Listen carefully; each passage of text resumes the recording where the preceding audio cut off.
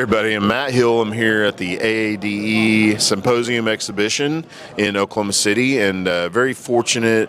I get to meet incredible people every time I come to an oil and gas event, which is often at FOMO. Introduce yourself.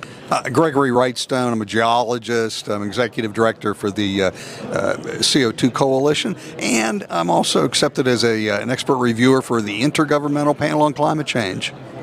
Well, your keynotes, we had him, of course, as our keynote, and we're very honored and blessed by that. 30,000 foot view. Just give the audience here just a quick rundown of what you said to us. Well, we talk a lot about how there is no climate crisis, and that's a fact. That's a fact. But we've moved beyond that. And I have, with my new book, A Very Convenient Warming, I've gone beyond there is no climate crisis to, in fact, Earth's ecosystems and humanity are prospering from the modest warming we've seen combined with more carbon dioxide. We're seeing it with ecosystems are thriving, forests are expanding, deserts are shrinking, food production is exploding, fires are declining. All the things that you've been told of all these catastrophes related to our sins of emission, of CO2 emissions, are just the facts, the science, and the data just don't support that. The facts and the science support what? Oh, blossoming of the earth. Yeah. A thriving of Earth's ecosystems and the human conditions improving. And that, I use the word celebrate a lot. We should celebrate what's actually happening. Don't listen to these merchants of doom. Look at the science, the facts, and the data to find out the truth. We should all, and I think our kid, I'm okay, right? Like, I grew up in a time where everything was pretty happy. And I remember those days. So, as a human being on Earth, like, I look around, I feel I'm thriving. Yep. So, but I look around and I see that we're thriving, as you say, and I feel that way. Like, I don't think there's ever been a better time on the planet to be a human being. Everything we've ever met, when you're a kid growing up, you have Star Wars and Star Trek, and we're seeing all these things that we never dreamed would be possible come to life. And so I get up and I'm excited every day for, our human species and what we're able to accomplish. But I do feel, as you say, the narrative out there is not that way. And our kids are suffering from the climate catastrophizing and their worry about something that's not even true. Yeah, it's terrible. And at the CO2 Coalition, we're actually doing something about that by launching this education initiative. We've just launched a new website that's co2learningcenter.com. We're providing really fascinating books, comic books that are done manga style, and videos. And we've also got lesson plans available for, it's predominantly the homeschool communities really grasp onto it. For now. Yeah. I think there'll be some brave, maybe cities or, rural areas that'll take this on and be like, hey, here's another, because that's just it. Education should be about learning a little bit about everything. You can debate, you can have conversations. It shouldn't be shoved down people's throat. Here's the only way to think, which is the narrative right now. It feels like it's against us. Why? Well, because that's all we hear. The only thing we hear on the media is doom and gloom, man-made driven catastrophe. Oh, look, this fire in California or Maui is because of climate change. They don't tell you the backstory behind it, that these are natural events and that fires are actually in decline, not increase. And so we're challenged because we can't get our story out there. We're silenced, we being scientists promoting climate realism. That's real science, right? I mean, there's no consensus. If you're a real scientist, you're constantly trying to find more answers, right? To me, there's never a, this is it. This is where we stop learning. This is it. This is our consensus, and now this is a fact, and we don't move past that ever. Oh, science is done. Yeah. That makes no sense to me. No, as a scientist, I get angered by what I see. I get angered by the misinformation and disinformation that's rampant.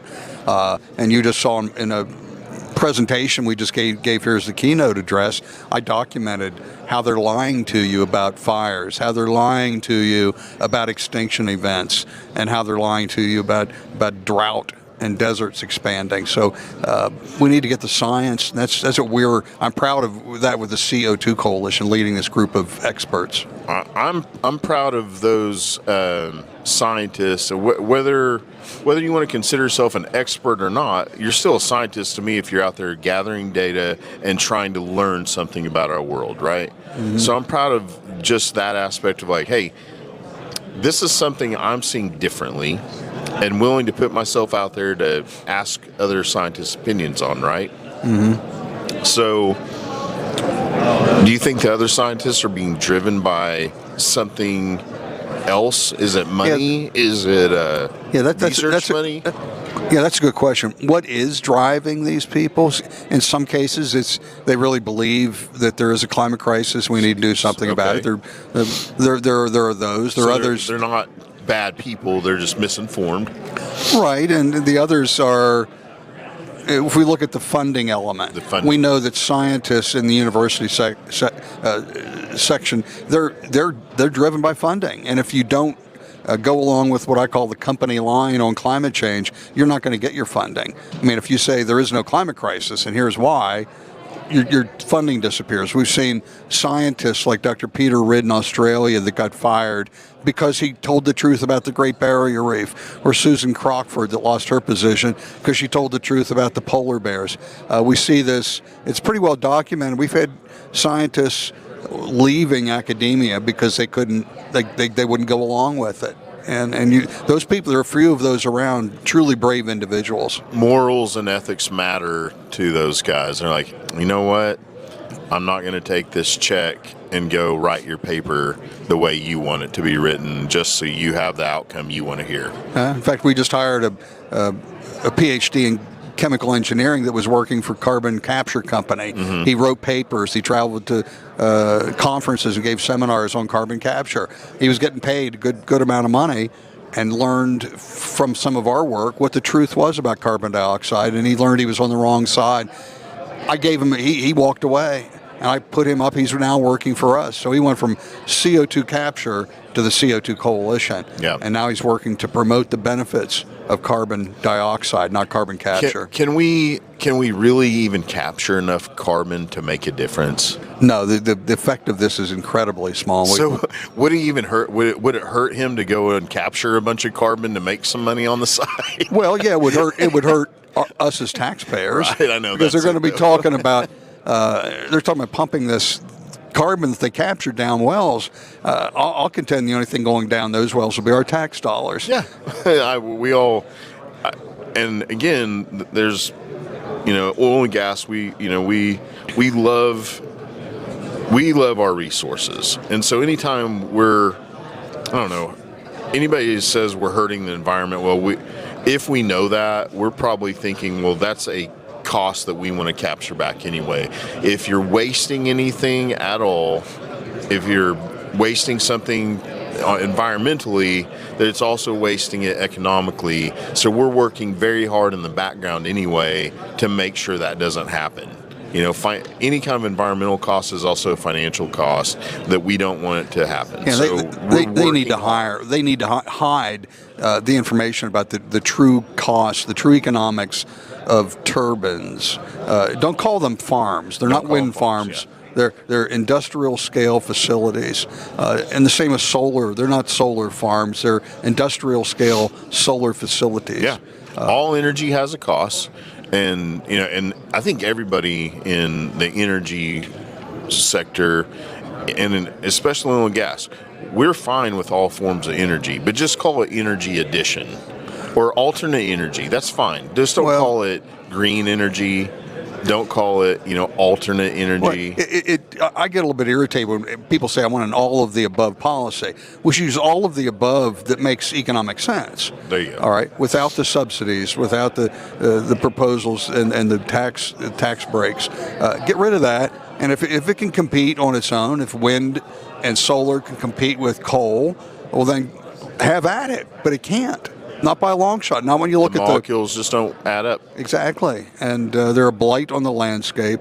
If you look at what happened in Pennsylvania just last year, 1.8 million acres controlled by the state game lands. They voted unanimously, the State Game Commission, to ban permanently any wind projects on the state game lands, and these are on really attractive mountaintop ridges where the wind is really attractive for them, and they said it's completely opposite of what our stated mission is, and that's to protect the species, protect the animals, and protect it for the sportsmen that hunt on those properties. Yeah, not going to be the same beautiful landscape when I go out there and watch that big turbine. And again, we got space in Oklahoma. We put a lot of them up. A lot of the landowners now go, these are abandoned now. No one's coming by to take them off our hands.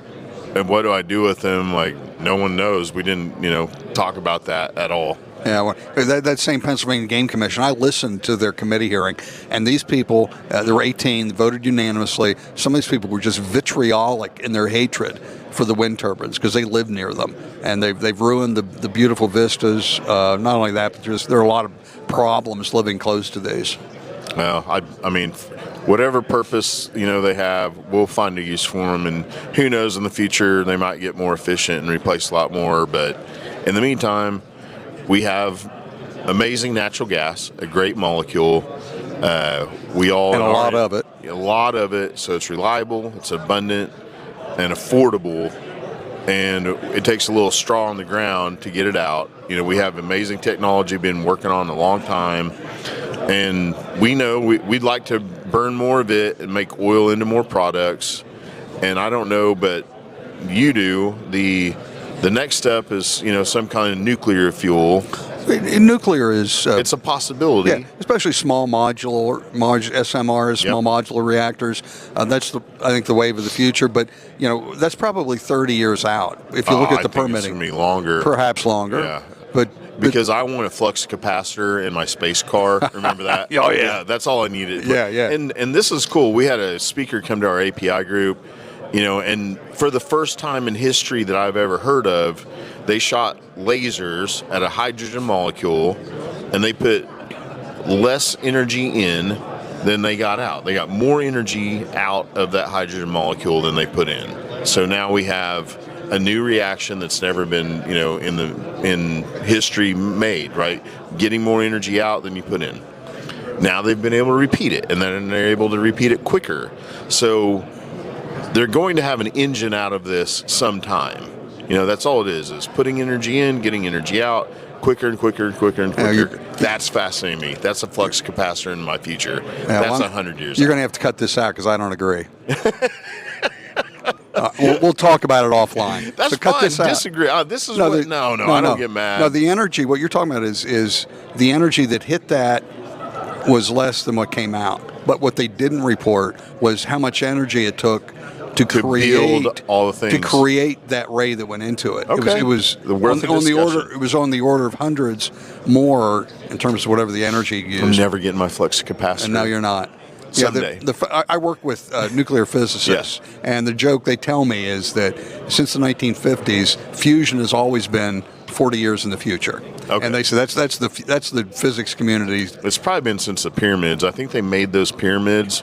And did you know that we're closer to hanging out with Cleopatra than Cleopatra was to hang out the guys who built the pyramids? Oh, really? That's how far, in the past pyramids were. And those things were set up to be, some kind of energy machine that took us, back and forth. So who knows? This guy right here, you're a leader. Tell everybody about your book and how to get a hold of it. Yeah, A Very Convenient Warming is a book I just published 2 weeks ago. And it follows my first book, which was Inconvenient Facts, which was a #1 bestseller over the last 6 years. And it should be. It's been adopted by a number of Candace Owens actually fell in love with my book. Yeah. And so I'm one step away from meeting Candace.